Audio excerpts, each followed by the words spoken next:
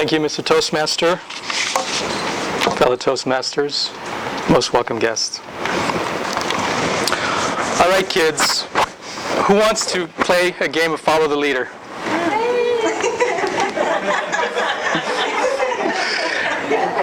Remember as children the joy that came naturally when we were asked that question. Inevitably, you'd have a group of kids that would all be raising up their hand because they wanted to be selected to play, or they wanted to be selected as the leader. You'd have a group of kids, they'd all be reaching, they wanted to be the tallest one, tiptoeing as much as they could, because that's what they wanted to do in an effort to be recognized as the leader of the game. And there was a genuine joy and wide-eyed innocence about it, about being selected as the leader. At the end of the game, we'd say, that was fun. Let's do it again. But somehow something happens as we go through life and we approach positions of leadership. Who wants to be the leader? Inevitably, you'll get feedback that says, oh, it's too much work, it's people problems and meetings and bureaucracy, and nobody will listen to me. President Clinton joked about running the country. He said that running the country is like running a cemetery. You have a lot of people below you, and nobody's listening. Nonetheless, within each one of you, there's a leader that's lurking. Whether you are a business owner, you are a parent, or you're a club officer. As a leader, you can set extraordinary goals that maybe you as an individual could not achieve. But when you bring a group of people together, watch out, because sky is the limit. There are a few things that I'd like to share with you, simple things that really can help to make a leadership role more rewarding and a lot more joyous. The first thing is to paint a picture of your vision. A vision that really describes what it is, the place that you want to get to. You know, kids are really good at this. They can visualize, they can be creative. And that's kind of the thinking that we want to have as adults. We have some great leaders that have done that so well. Martin Luther King, in his I Have a Dream speech, he talked about the future. I have a dream that one day my children will be judged not by the color of their skin, but by the content of their character. And he went on and on with just extraordinary metaphors about this place that he wanted to take a group of Americans to. And he became the symbolic Moses for people of color, Americans. The idea is to inspire those that you want to follow you with this vision. So whether it's a tangible vision or one that's descriptive, both are just as effective. The next step is to invite others to join in. You want others to buy into this vision. So you want to get them excited about it. I think about the movie Life is Beautiful. I don't know if many of you saw it.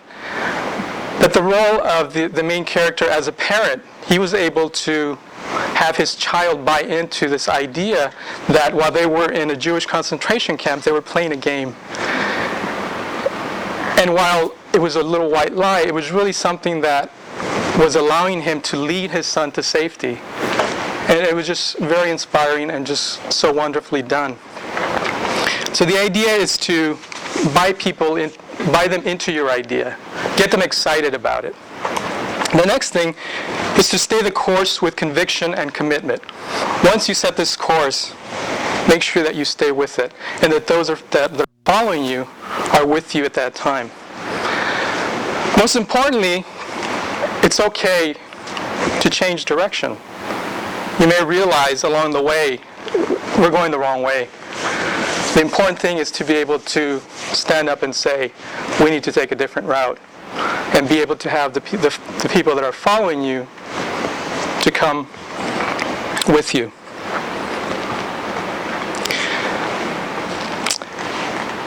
And the fourth thing to do is to lead by example. That's probably the most important part of this game that we play of follow the leader. When we're the leader, we show others what we want them to do. And that's really what being a leader is all about.